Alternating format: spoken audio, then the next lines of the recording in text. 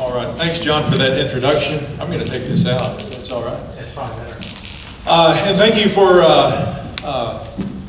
coming out today. It's a pleasure to speak to the friends of many groups, and the Archives is a group that I'm always glad has friends. As someone who has spent a lot of time in archives, not only in Missouri, but in a lot of other places, it's just an absolutely crucial thing for historians to have a good archivist and archives full of records and people who know where to find stuff. I'm also glad that my mentor Lynn Morrow is here in the audience today.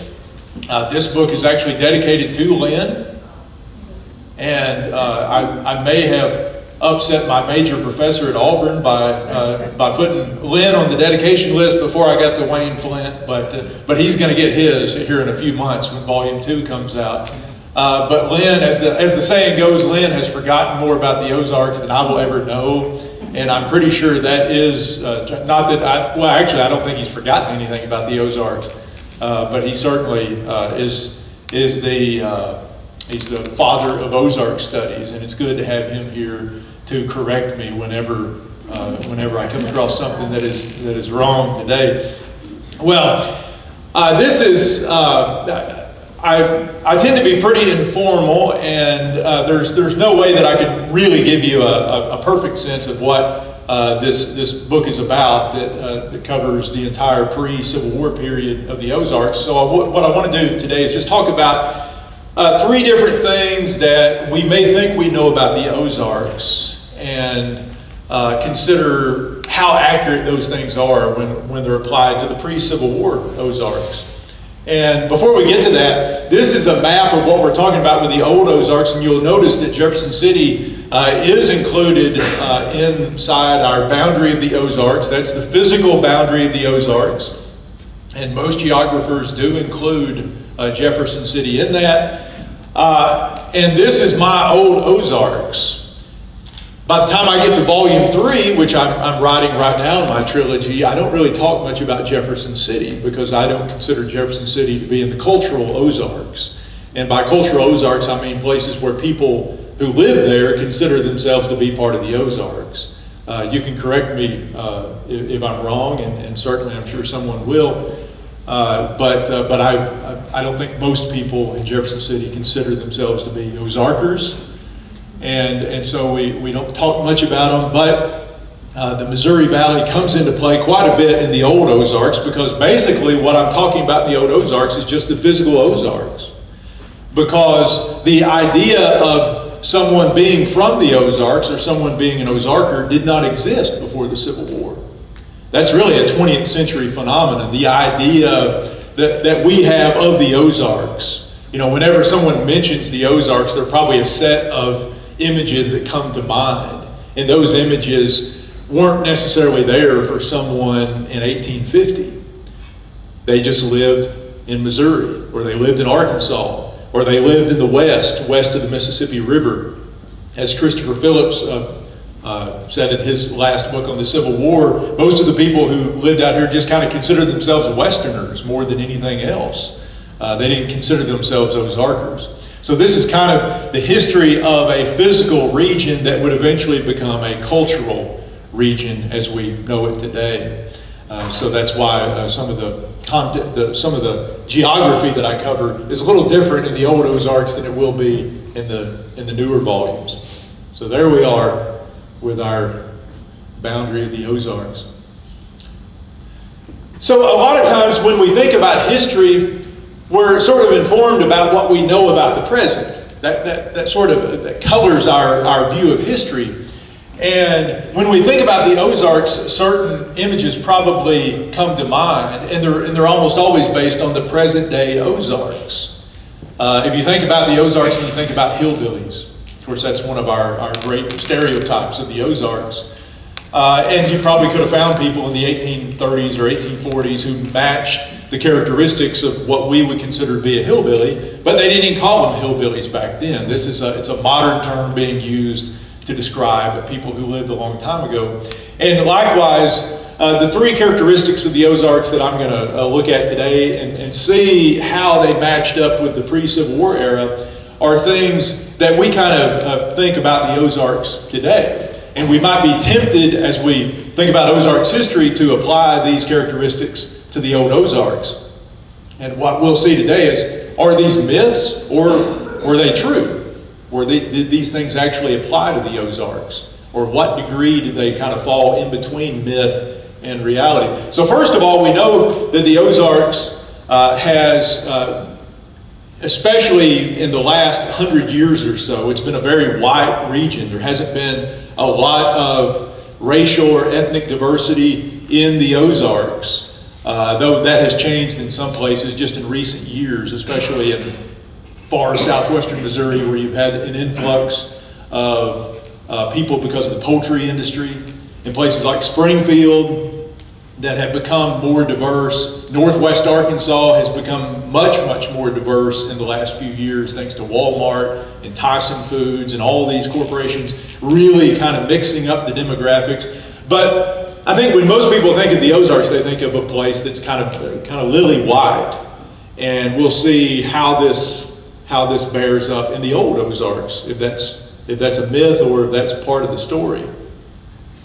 Now this is fun. Part of the romance about the Ozarks, part of the folklore of the Ozarks, is that it's a place that tends to be kind of lawless. And if you grew up in the Missouri Valley, you can admit that you thought people down in the Ozarks were sometimes a little dangerous, maybe disobeyed the law more often than they should. It's it's no bad thing to admit that that's. I've heard a lot of people from sort of the either side of the Ozarks, whether you're from St. Louis or you're from Little Rock or Tulsa or wherever, you get a lot of the same stories. People had these stereotypes of how people lived in the Ozarks, and part of that was maybe they're a little dicey in the Ozarks, a little moonshiny, a little lawlessness, that kind of stuff. So we'll take a look at that. And the last thing, the Ozarks is poor and isolated. And again, that's part of the stereotype that we still have in the Ozarks. And I think back just to a few years ago, one of the things that kind of pushed the Ozarks back into the public consciousness in a major way was the movie Winter's Bone. And certainly Winter's Bone, which was based on the excellent novel by Daniel Woodrell, and it was very closely based on that novel, certainly portrayed the Ozarks as a poor, dangerous, sort of remote, isolated place. And a lot of people from LA and New York who saw this movie and knew nothing else about the Ozarks, I think a lot of those people thought this was a documentary. One of the things I did, this came out just a couple of years after I started teaching at Missouri State. I kept a big fat file on reviews of Winter's Bone, the movie, and a lot of them reviewed it as if it was a documentary, and which astonished me. But it just kind of tells you that stereotype can often sort of overwhelm reason when it comes to a lot of these things. And so we'll look at the Old Ozarks and see if the Old Ozarks match the poor and isolated stereotype that we have of the modern day or the 20th century Ozarks. All right, so the first one, and of course we don't have to think very hard. We know that once you go back more than a couple hundred years, the Ozarks certainly was not a white region. The early story of the Old Ozarks is the story of Native Americans. The earliest story in the historical period that we know of is the story of the Osages. The Osages really didn't live in the heart of the Ozarks. They kind of lived on the fringes of the Ozarks, but they claimed most of the Ozarks as their hunting territory, and they would periodically sweep down into the Ozarks, all the way down even into modern-day Arkansas, and hunt.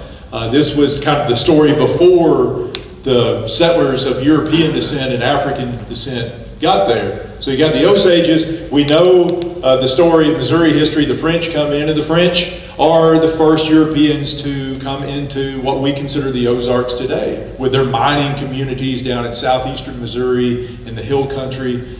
That's a different story. One of the things that I was most interested in when I got into writing the story of the Old Ozarks is the story of what I call the Immigrant Indians. And we know that the Osages are pushed out of Missouri pretty quickly after American settlers get here in the late 1700s and early 1800s. The Osages are pushed over into Kansas and eventually into what today is Oklahoma. But they were replaced by thousands and thousands of displaced Native Americans from east of the Mississippi. And their story becomes the story of the Old Ozarks for a generation or more. If you read the book, I've got stories of the Delawares and the Shawnees and the Cherokees and the Miamis and the Kickapoos and all of these groups that had lived ancestrally east of the Mississippi. They get kind of booted out, or many of them left because they were tired of white encroachment, and they left voluntarily to get away from white people coming onto their land. And the Ozarks became really the first Indian territory. It became the first dumping ground for large numbers of unwanted Native Americans. And so you have the government shuttling the Kickapoos and the Shawnees and the Delawares and the Cherokees into the Ozarks in the late 1700s and early 1800s. And that becomes part of that old Ozark story. There was a time, and one of the most interesting stories that I came across while researching this book, and I write about it in the book.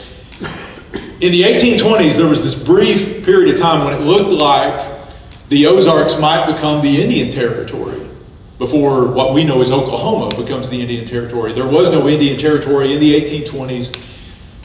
There were perhaps as many as 9,000 or 10,000 immigrant Indians living up and down the White River Valley in southern Missouri and northern Arkansas. They were Shawnees, they were Delawares, some of them were Cherokees, they were Kickapoos, there were lots of different groups. And one of the Shawnee leaders was a fellow by the name of Quattawapia. And Quattawapia had known Tecumseh and his brother Tenskwatawa back east. And Quattawapia had learned how to deal with the white man's government. In the 1820s, Quattawapia, who lived in North Arkansas at this time, decided, I'm really tired of moving around and continually being pushed across the North American continent by this wave of white settlers. Why don't we make a stand here and try to reason with the government and convince them that this is going to be our place? So he gets together with a Cherokee leader who's also living in Arkansas at this time by the name of Teketoka. And Quattawapia and Teketoka travel to St. Louis. They meet with William Clark. They discuss this idea of establishing an autonomous Indian nation in the heart of North America. And it's basically what we know as the Ozarks today. And William Clark reacts favorably to this, and he says, it sounds like a good idea to me. This is in the 1820s. And he says, why don't you go on to Washington, D.C. John Quincy Adams has just been elected president. John C. Calhoun, his vice president. Why don't you meet with the president and president-elect and vice president-elect and see what they think about this idea? Because there are so many thousands of these immigrant Indians living in the Ozarks. And so he does that. Quattawapia, Teketoka unfortunately dies just downstream from St. Louis before he can go to Washington. But Quattawapia goes out to Washington. On the way out there, he stops and visits some of his Shawnee brethren still living in Ohio, tries to convince them that this is a great idea. We can finally have our own place. We can be our bosses in this autonomous Indian nation, and maybe white people will leave us alone if you'll just come out here and join us. And he goes on to Washington, D.C., and he meets with John Quincy Adams. And Adams, and we know politics comes into play in everything. And Adams, who is a Federalist and has no support whatsoever in the South or West, listens to Quattawapia's idea and says, that sounds like a good idea to me. I don't have any votes out in Arkansas or Missouri anyway. What do I care if I give this land to Native Americans? Of course, John C. Calhoun, the vice president, had a different reaction when Quattawapia went and gave the pitch to him. And he said, I don't like this idea. I like the idea of you convincing your brethren, whether they're Shawnees or Delawares or Cherokees, to leave their lands in the east and move west of the Mississippi. But I don't like the idea of giving you an autonomous nation. And so John C. Calhoun kind of shoots down the idea, and as it turned out, it wouldn't have worked anyway, because as Quadwapia was on his way back to the Ozarks, he stopped to visit his brethren in Ohio, and they said, you can keep your plan, we want no part of it, we're staying here. And of course, they didn't stay there, they were pushed out just a few years later, as Quadwapia knew they would be. So he came back dejected to the Ozarks, and in a few years the Shawnees were pushed on into Kansas, and then eventually into Oklahoma, as we know. But Quadwapia's vision for an autonomous Indian nation really is what kind of plants the seed for the federal government to eventually found the Indian Territory in what we know as Oklahoma today.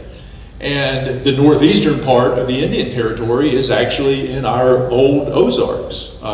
Much of Cherokee territory in northeastern Oklahoma is the Ozarks. So part of the Ozarks does become Indian Territory, just not the part that Quadwapia wanted to become the Indian Territory.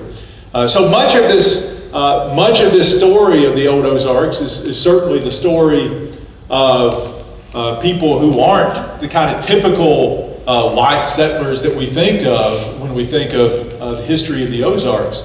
Now we know that eventually in the early 1800s, white American settlers would rush into the region and sort of remake the region in their own image, sort of turn the Ozarks into kind of Appalachia West, you might say, in the years before the Civil War.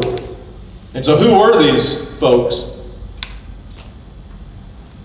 Now, in the early 20th century, there developed this kind of what I would call the myth of the Anglo-Saxon Ozarks. And then in the late 20th century, it turns into the myth of the Scots-Irish Ozarks. This idea that all of the people of the Ozarks were of pure English descent, or later pure Scots-Irish descent, meaning Northern Irish descent, and that there was no sort of ethnic other ethnic strains in them. This became very popular in the World War I era, in the period between World War I and World War II. And it was in that kind of era of patrician racism when you had people writing about the great race of Northern Europeans and all that kind of stuff. And a lot of people looked to the Ozarks as a place where you found this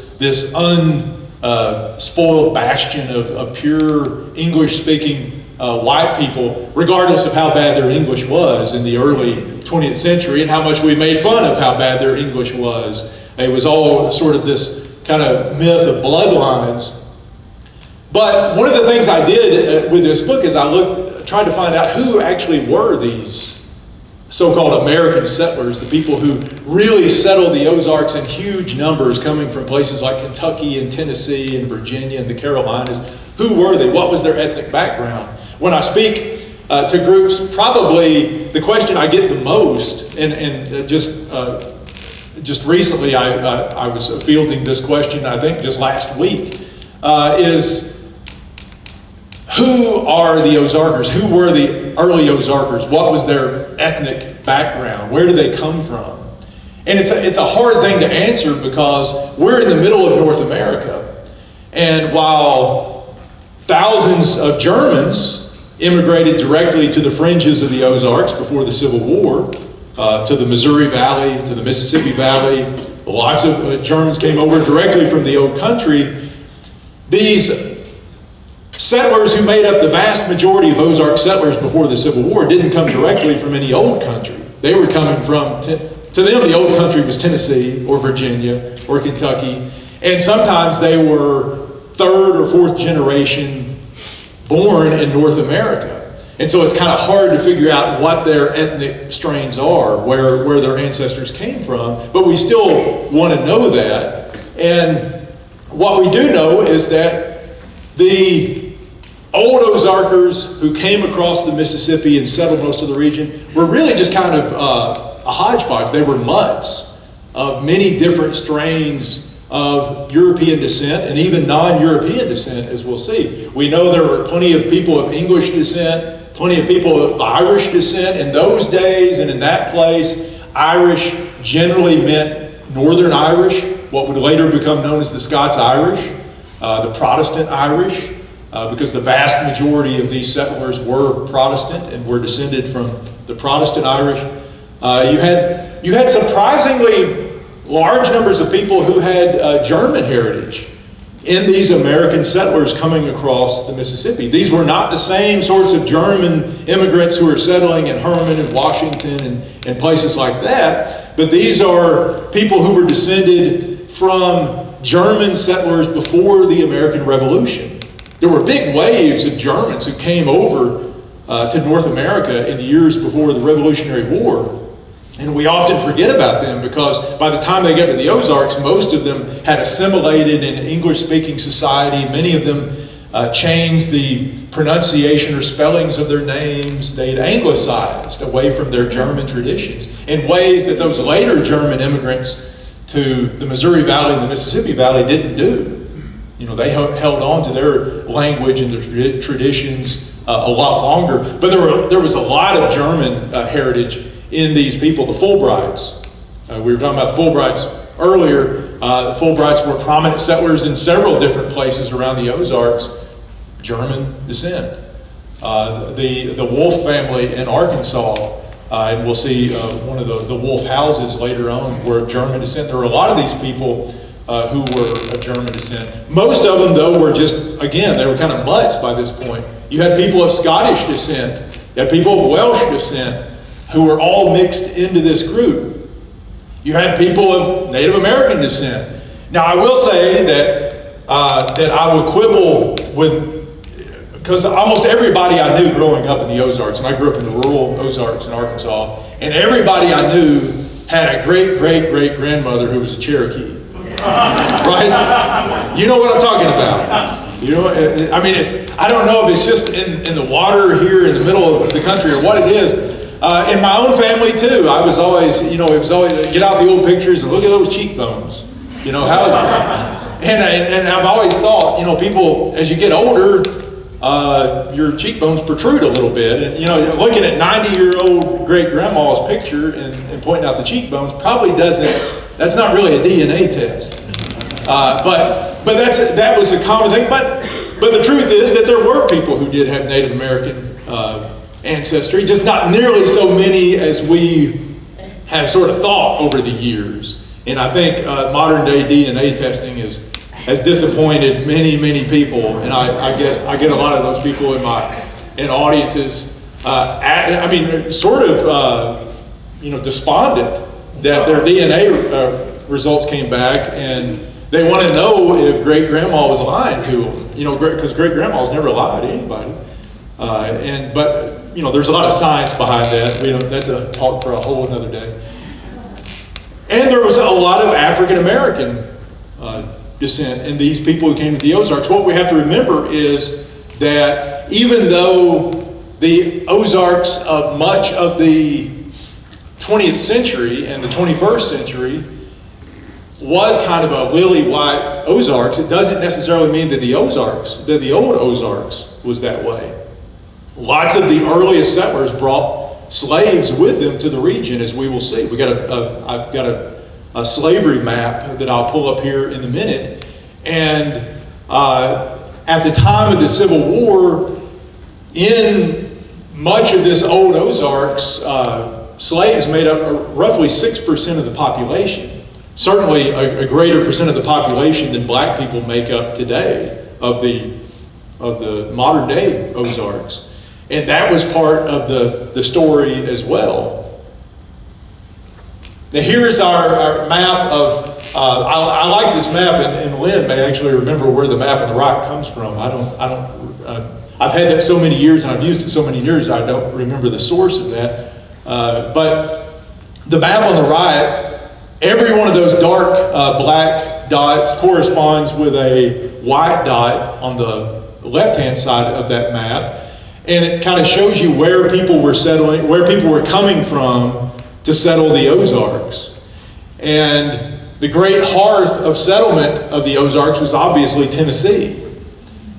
And there have been studies of the kind of ethnic background of these people who became Highland Southerners in Tennessee. It was kind of a melting pot in Tennessee that mixed all of these people of English and Scottish and Irish and Welsh and German, Native American, even African American descent, kind of mixed them all together and then kicked them west of the Mississippi to the Ozarks. And that becomes sort of the crucible for creating Ozarkers there. And they brought that hodgepodge with them from Tennessee and from the kind of greater Appalachian region.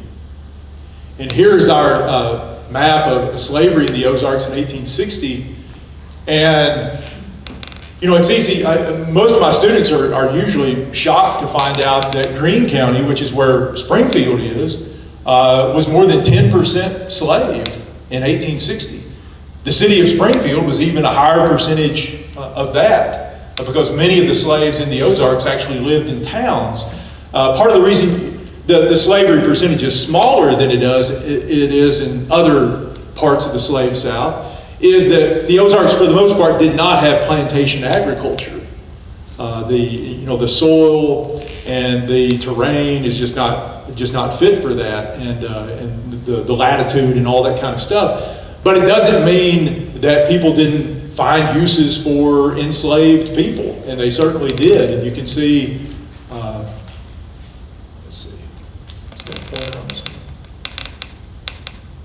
you can see there's Greene County, which is where Springfield is, Polk County, Laclede County is right there, so that's over 5%. This is where Fayetteville, Arkansas is, Washington County, again, more than 10% slave at the time of the Civil War. And what happens is, during the war, lots and lots of those slaves go off with Union armies or find their way to places and find their way to freedom. And the black population of the Ozarks goes down considerably between 1860 and 1870. And then there are a series of race-related violent incidents that take place in the late 1800s and early 1900s that further reduces the black population of the Ozarks. So by the time you get to World War I and the 1920s, the black population is very small outside of cities like Springfield and Fayetteville and a few places like that. But certainly slavery and racial diversity was part of the old Ozark story in a way that we sometimes forget about. And even in our newspapers, this is from Fayetteville, Arkansas, a newspaper in Fayetteville in 1859, you can see the same sorts of newspaper ads for runaway slaves that you would find in other parts of the South. So the Ozarks was a part of the slave South, just not as fully a part as places like Alabama and Mississippi would have been. So the idea of the Ozarks as a lily white place is not completely wrong for the old Ozarks, but certainly if that's the only idea you have about the Ozarks, you're leaving out a lot of the story of immigrant Indians and other sorts of racial and ethnic diversity in that region. So we get to this, the myth of frontier violence. And as someone who likes a good story and likes writing a good story, I'll admit that I always hope that this is not a myth. Because don't we want to read about some good violent stories in the Ozarks? What's the Ozarks without some good stories of moonshiners and killings and all that kind of stuff? Mr. Wright knows that as well as anybody. When you've got that sort of story, you want to write about it. And I do have a section in the book on episodes of violence in the Ozarks. So I'm not arguing this afternoon that the Ozarks was a non-violent place. We weren't a land of Quakers in the 1830s and 40s and 50s. Violence certainly was here. Now, how do you judge if the Ozarks was unusually violent? Well, there's much more research to be done on that. That would take a heck of a lot of social history research to get to the bottom of that story, and we just don't really know. But what I did discover as I got into some of these episodes, these well-known episodes of violence, and I'll talk about two of them today very briefly, probably the two most famous examples of feuds or violent episodes in the old Ozarks before the Civil War, is that both of them actually had politics at their core. Again, politics, even though I don't talk a whole lot about politics in this book because I'm talking about regional history instead of state history, and so politics can be kind of a tricky thing. Politics was at the core of these episodes of violence. And the first one actually takes place in Missouri, and most of you have probably heard of the Slicker War before. You may not know much about the Slicker War, and I'm not going to tell you, I'm not going to go into detail on it because we don't have time, but the Slicker War actually starts, what we usually call the Slicker War starts about 1840, and it starts in what today is Hickory County, Benton County in those days, and it starts over a counterfeit $20 bill. So the story's already good from the very beginning. You got counterfeit money, and you've got feuds supposedly between families, and eventually it just turns into the most complex and longest lasting series of killings, and sort of, you know, you have these periods where it seems like things have calmed down, and then all of a sudden somebody's getting killed again. And the Slicker War eventually spreads south into Polk County and turns bloody, and everywhere it goes. There are people on both sides of this fight. Slickers were vigilantes. That was another name for vigilante or regulator back in those days. And to be slicked was to be whipped. And that's why I've got that image up there. A slicker was someone who whipped somebody. And we know that in American history there's this long, deep tradition of vigilante justice, especially in frontier areas that are sparsely settled and that don't have very well-developed law enforcement. People took the law into their own hands, and that's what the slickers were doing. Originally, they were mad about counterfeiters and people who were possibly doing other sorts of dastardly things, but eventually they're slicking as vigilante actions always do, extended to anything that the group who's doing the slicking decided, well, that's a bad idea. Let's go slick those people for this. And so the Slicker War just completely gets out of hand, and people get killed. Eventually there arises an anti-slicker group. You had the slickers and the anti-slickers that are fighting each other. And what's at the bottom of this, as I discovered, is politics. One side are Whigs and the other side are Democrats. And the very first fight between the slickers breaks out on an election day in 1840. And we too often leave that part of the story out, but it completely takes away from the origination of the story to forget that this violence wasn't just a cultural way of life. It wasn't just people who had in their blood fighting. And some of them probably did. We've all known people who seems like they were just born fighting for some reason. But there were politics and political disputes at the bottom of this Slicker War in Missouri. Now, the war gets all out of proportion to political squabbles. But I think today, maybe better than at any time in our lifetimes, we can appreciate how politics can drive people mad and drive people to want to commit violent acts. We live in a terribly divided society today, and hopefully it's not going to devolve into a Slicker War type thing. But the same thing happens in North Arkansas in what's often referred to as the Tu Everett Ward. And again, this war breaks out in the 1840s between Whigs and Democrats, the two main political parties in those days. And people are killed on both sides. And in Arkansas, the National Guard or the state militia is actually called in to try to put down this Tu Everett War. It gets that bad. And it finally goes away when almost everybody's killed who's involved. That's one way to end a feud, is just everybody kills each other off. But again, it was a politically motivated fight. The very first fight between the Tuts and Everetts broke out after a political debate in the 1844 election. And things kind of calmed down for 4 years, and magically in 1848, the next presidential election cycle, it stirs back up and people start killing and fighting again. So again, that's, does anybody recognize the guy on the right? Wild Bill Hickok?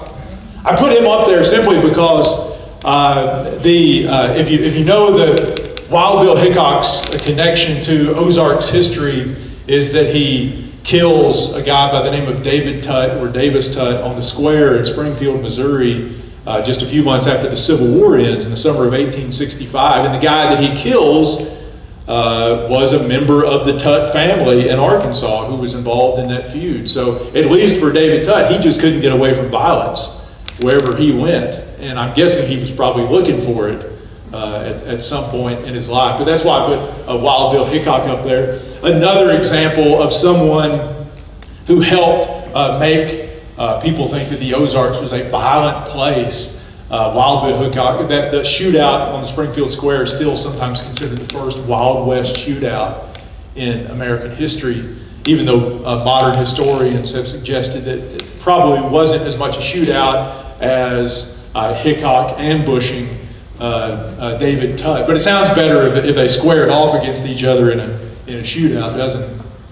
Okay, and the last thing, the myth of isolation and poverty. So in both of these cases, we've sort of landed somewhere in the middle, and that's the good, safe, academic historian thing to do, isn't it? If you've got two polar opposites, was the Ozarks really violent? Was it not? It's going to be somewhere in the middle. That's just kind of the way life is. Life is gray. It's usually not black or white. And so we've seen that, and we may end up here in the same place. But the idea of the poor and isolated Ozarks, I think we often have this idea because of maybe movies we've watched or things we've read, just in pop culture, this idea of people moving onto the frontier as kind of lone families and toughing it out and having nothing and having to make everything they've got. If you read the Laura Ingalls Wilder, the Little House books, you sometimes forget that there were other people besides the Ingalls anywhere, because they just seem to be out in the middle of nowhere by themselves. And we've seen these Hollywood movies where someone's out in the West and there's not another family for 20 or 30 miles, and they're surrounded by Indians and all this kind of stuff. But that's kind of the image we sometimes have of frontier settlement, that these people were just incredibly brave and tough and all that kind of stuff. And they were tougher than we are, I'm sure. But that wasn't really how this went. The settlement of the Ozarks and the settlement of any other Western place was always an extended family, extended community thing. People didn't go anywhere by themselves.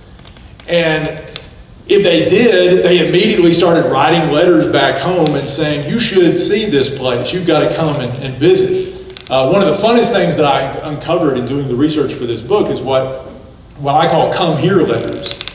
And come here letters, they transcend nationalities, ethnic groups, races, whatever. Throughout history, people have ventured off away from home, and they get lonely, and they write back home and say, you've got to see this place. Why don't you move out here with me? And I don't know how many of these letters I came across in archives of people writing these glowing letters of how great the soil was, how great the water was, all the wildlife, all this kind of stuff. Why don't you just move out here? And a lot of people did. That's what we call chain migration in history. That's how people move places. Whether you were German immigrants or American immigrants or whatever you were coming to the Ozarks or to the New World, that's how people move. So we know that idea of the lone immigrant family is overblown. But the idea of being isolated as a region and poor as a region, how overblown is that? One of the things that you find, and many of you do genealogy, so you may know this, is that if you go back to those earliest settlers, and I'm not talking about the hunters and trappers who came across the frontier and lived in the woods and then took off once society started building up, but those earliest settlers who came to farm and to stay and to establish stores and stuff like that, they were often pretty well-off people. They were the ones who were slave owners. They were the ones who had the money and means to make their way out to the West. They were the ones who had family support back east to economically support their moves out into the West. And when you start getting the poor people coming over is really more toward the eve of the Civil War, when the U.S. government starts slashing land prices, trying to get people to move out into the West. Because those early settlers were paying pretty real money for the land that they were getting. And those generally were not destitute settlers. They were often people of means, like the Fulbrights. And if you just look at Springfield's early settlers, the Campbells and the Fulbrights and the Millers and families like that, they were all they weren't wealthy, they weren't plantation owners back east, but they were kind of middling people. And the early settlers were in general not impoverished. And one of the best things that gives us a look into the interior life of Ozark society are old store ledgers. When you go back and look at, and I know some of the best things that any archives has are these old store ledgers that allow us to see what people were buying and selling in their community. And I looked at a lot of these when I was doing this book. And even in a place like Shannon County, and if you don't know where Shannon County, down Eminence, Current River, that area down there, even in a place that would have been remote by almost any definition in American remoteness, even in a place like Shannon County, there were people who were buying shoes and buying fabrics and buying manufactured goods at this remote little store in Shannon County. And that was certainly the case in other parts of the Ozarks. The people who settled the region were always connected by marketplaces to other parts of the nation. They were connected to St. Louis, and they were connected to Philadelphia, and there were even chain stores. I know Lynn has written about chain stores in eastern Missouri. These wealthy eastern merchants who would come out and set up these stores that connected one town, one community with the other. So we know that the region wasn't as poor and wasn't as isolated before the Civil War as we often think. It did become poor. Much of the region did become poor after the Civil War, and a lot of that was because of the Civil War, because of the great destruction caused by the Civil War.